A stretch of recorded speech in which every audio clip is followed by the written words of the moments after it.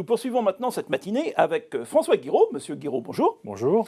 Donc vous êtes directeur du business développement et de la transformation digitale de l'intégrateur NXO. Et nous avons en duplex Moussa Zagdoud.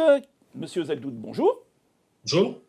Donc vous êtes, Monsieur Zagdoud, Head of Cloud Business Division de Alcatel-Lucent Entreprises. Alors tout d'abord, messieurs, et on va commencer par François Guiraud qui est parmi nous, dans le contexte de cette crise sanitaire donc, qui nous occupe depuis maintenant pratiquement un an, qu'est-ce que finalement ça a changé? Comment vous avez réussi, non seulement vous, à faire face, mais aussi vos clients? Écoutez, pour nous, ça a été relativement simple parce qu'on était déjà habitués au télétravail d'une part et on avait déjà mis en place des outils de collaboration. Donc le fait de passer du jour au lendemain en période de confinement et en télétravail obligatoire a été pour nous relativement facile à mettre en place.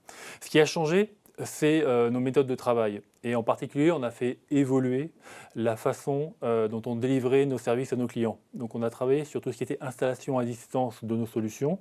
Et c'est quelque chose qu'on a fait immédiatement à partir de la mise en place du confinement, mais qui est devenu structurel chez nous. Donc la mise en place de solutions à distance, alors qu'auparavant on les faisait de façon physique, est devenue permanente chez nous. Et c'est ce qu'on a vu également depuis juin, depuis la fin du confinement.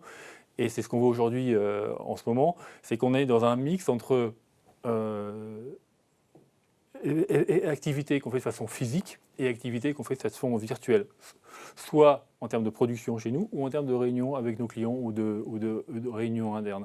Donc un vrai changement de paradigme dans la façon dont on opère notre business. Et en parallèle de ça, je dirais on a proposer des solutions à nos clients ou également on leur permettrait de mettre en place le télétravail de façon extrêmement rapide parce que ça ne nécessitait pas d'installation chez eux. Donc voilà en quelques mots comment on a vécu cette crise.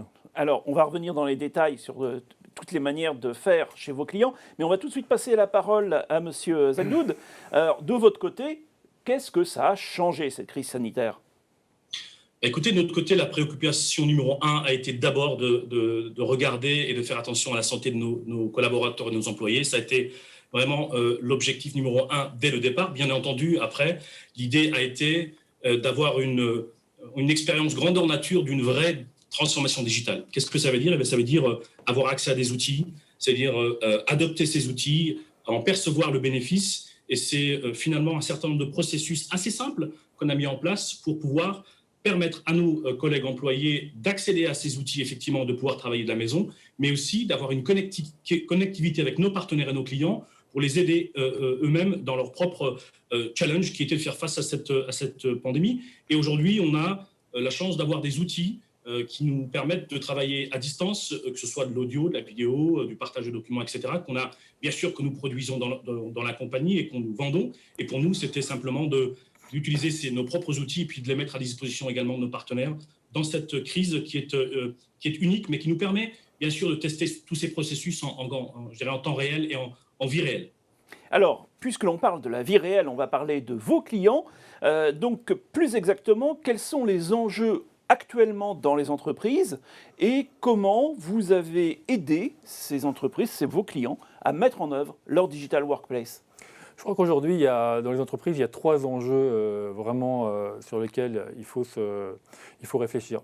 Le premier enjeu, c'est bien comprendre et définir la digitalisation des interactions et comment une organisation va adapter ou modifier ses méthodes de travail. Et je dirais qu'avant tout, c'est un projet fonctionnel et ce n'est pas un projet technique. Donc dans ce cadre-là, il est important que la DSI elle travaille en étroite collaboration avec la RH, par exemple, ou avec les directions métiers pour mettre en place ou pour bien comprendre cette nouvelle digitalisation des interactions.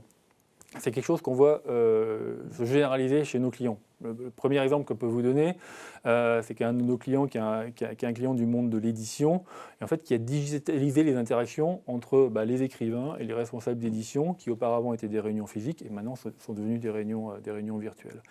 Et ce qu'on voit, c'est depuis juin, dans les entreprises, les réunions physiques de management commercial, général, se transformer en réunions digitales.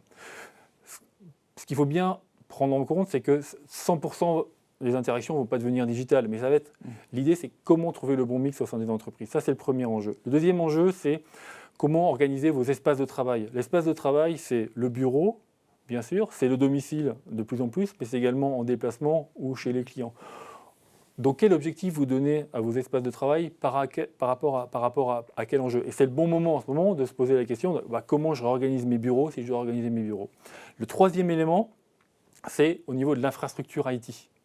C'est optimiser et rationaliser mon infrastructure. Bien évidemment, une des leçons de ce confinement, de la mise en place des solutions, c'est qu'il fallait une infrastructure réseau qui soit souple et adaptable pour permettre d'absorber tous ces flux. Mais c'est également en termes d'outils pour les utilisateurs. Est-ce que je mets en place un outil? Est-ce que je mets en place plusieurs outils par rapport à ça? Et enfin, c'est en termes d'exploitation pour l'entreprise et pour la DSI.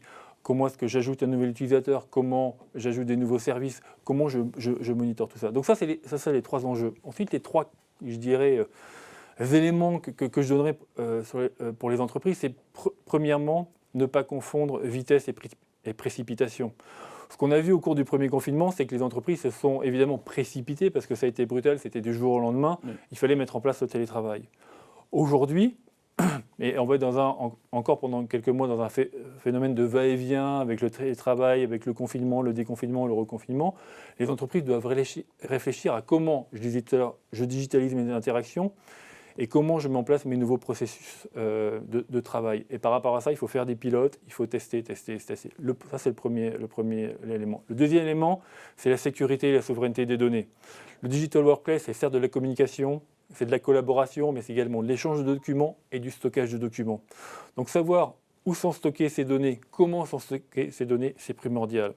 Un deuxième exemple, on travaille avec un des plus gros CHU de France pour digitaliser les données du patient. Donc tout le parcours du patient est maintenant digitalisé et l'équipe de soins a accès en permanence via un outil de collaboration aux données du patient. Donc vous voyez que la localisation, la souveraineté de données est indispensable dans ce cadre-là. Et en particulier, avec notre partenariat avec Alcatel-Lucent Entreprises, on a une solution qui est certifiée hébergeur de données de santé qui permet d'assurer la sécurité et la souveraineté de ces données. Dernier élément, il est au niveau du contrôle des coûts et de la facturation. On est dans une situation économique qui va être compliquée pour les entreprises dans les années à venir. Il y a en même temps des nouvelles méthodes de facturation et de coûts en mode OPEX, qui incluent y compris les coûts opérateurs. Donc il est vraiment important pour les entreprises qu'elles comprennent bien ces nouvelles méthodes de facturation et qu'elles comprennent bien les coûts cachés liés à ces méthodes de facturation. Alors, ça, c'est effectivement très important côté, on va dire, direction, côté organisation. Maintenant, la question est de savoir, et là je me retourne vers vous, Monsieur Zagnoud, comment les usagers, finalement, les utilisateurs finaux, ont appréhendé ces nouvelles méthodes de travail, et finalement, est-ce qu'on arrive à assurer du travail efficace avec ces nouvelles méthodes? Alors déjà, je rejoins tout ce qui a été dit par François. Je pense que cette transformation dont on parle, elle passe d'abord par une organisation et effectivement des enjeux qui sont vus au niveau de l'entreprise.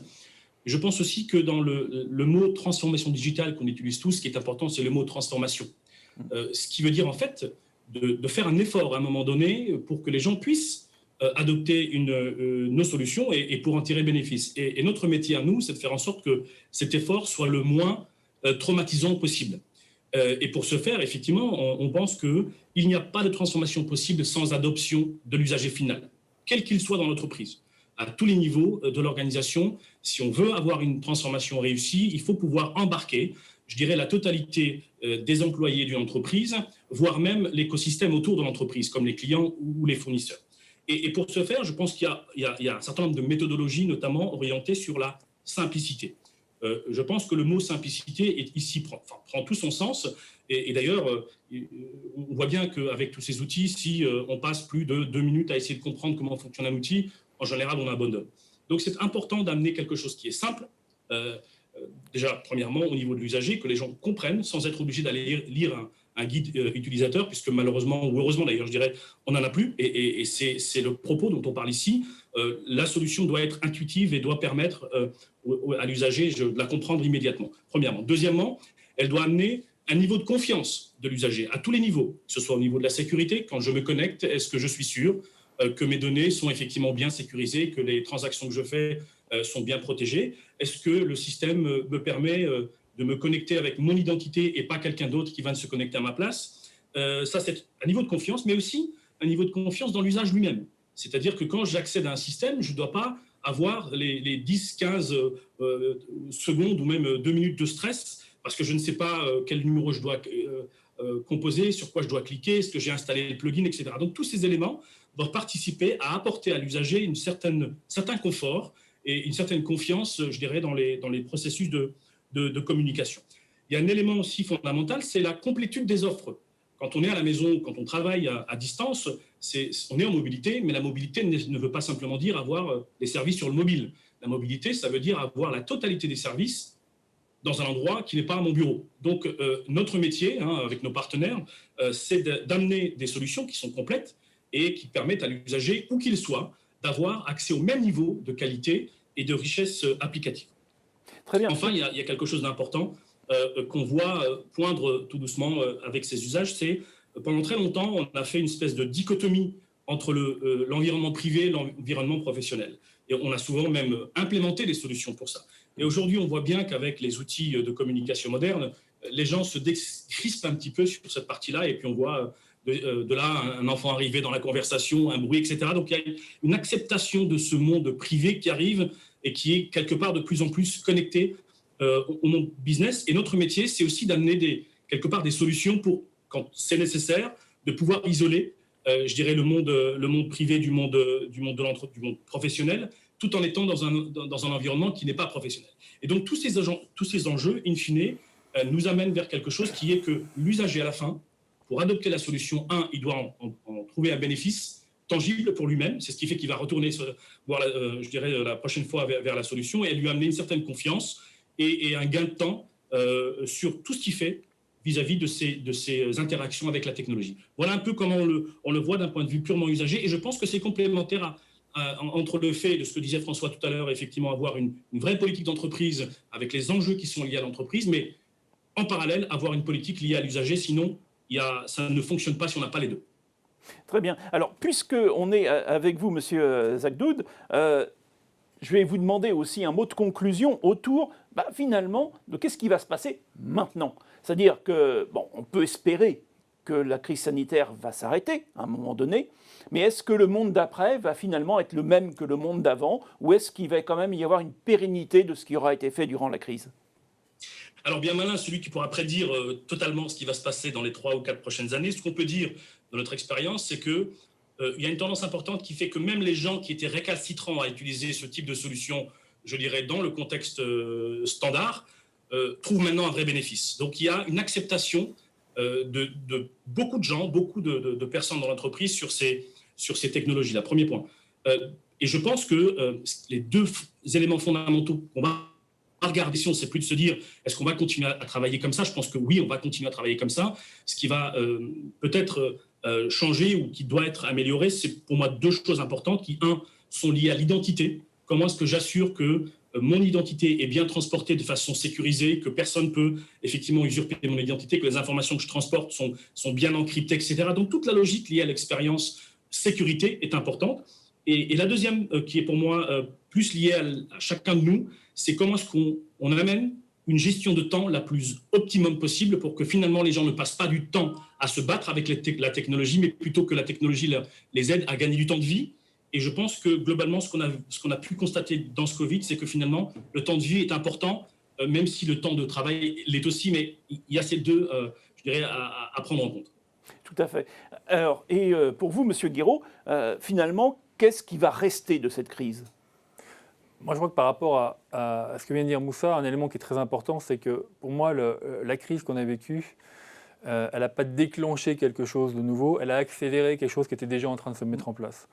Et je crois que le post-crise, il va voir se développer, continuer cette je dirais, digitalisation des interactions qu'on a commencé à voir.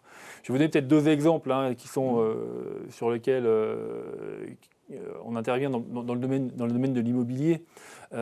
Premièrement, quand vous allez signer votre appartement, demain, de plus en plus, avec les notaires, vous pourrez tout faire ça en ligne, avec de la signature électronique et de la visioconférence, alors qu'auparavant, il fallait aller chez le notaire. Donc ça, c'est le premier élément. Deuxième élément, une fois que vous serez propriétaire de votre appartement, vous aurez des assemblées de copropriété, et ces assemblées de copropriété, et ça a déjà commencé, mais c'est en train de s'accélérer, elles vont se faire de plus en plus par vidéoconférence, en mode digital et plus en mode physique, ce qui était la règle jusqu'à présent.